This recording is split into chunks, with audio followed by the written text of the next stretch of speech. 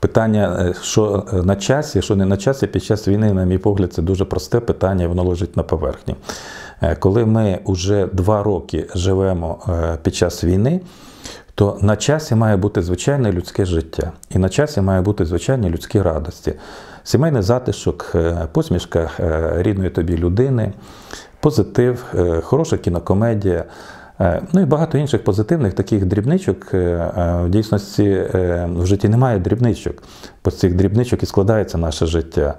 Ну не можна жити в вічному стресі, в вічному очікуванні якихось негативних новин, в вічному песимізмі. Треба жити повноцінним життям. І от у мене особисто з'явилася така приказка про те, що от в цей ненормальний час війни, бо війна – це ненормально. Це аномально для людської природи. От в цей ненормальний час треба жити нормальним життям. Оце є на часі. Тобто жити нормальним життям. Чому це ще так важливо? Нам важливо не тільки фізично зберегтися, як народ, не загинути від російських ракет і російських обстрілів. Нам ще важливо духовно і психологічно зберегтися. Нам треба не порвати себе зсередини, а зберегтися, скажімо, як цілісні особистості і набиратися сили, щоб спочатку перемогти цього ворога, а потім, щоб відбудовувати нашу країну. А для цього треба ресурс. І саме основний ресурс любої країни – це не тільки капітал, це не тільки технології, це не тільки обладнання. В першу чергу це люди. І от нам на часі зберегти людей. Зберегти фізично, духовно, психологічно, інтелектуально. І це на часі.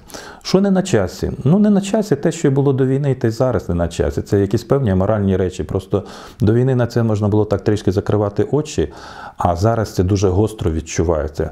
Як на мене, не на часі якісь, знаєте, такі надмірності в веселощах, там, ну, наприклад, салюти, гірлянди, якісь, знаєте, пісні, пляски в ресторанах, якесь таке, знаєте, буйство. Але мені здається, що це в першу чергу залежить, ну, скажімо, від самої людини. От яка людина? Якщо в людині от той стержень правильний і такий, як потрібно, то вона, що в мирний час мала в цьому міру, що в військовий час вона має ту міру.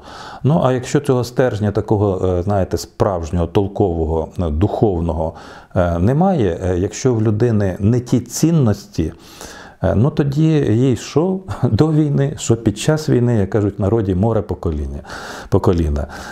Ну, Бог суддя таким людям, тому що, як на мене, коли одні стоять на смерть на фронті і кров свою проливають, а другі в тилу останню копійку віддають, або донатять, або допомагають фронту, то це і є той український справжній народ, і та справжня українська міць, ота нація українська, яка зараз зароджується.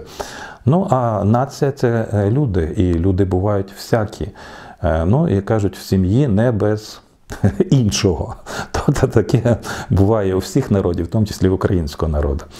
Хай Бог всім нам допомагає, в першу чергу, перемогти цього ворога, і щоб нарешті наступив той омріяний мир і довгоочікуваний мир.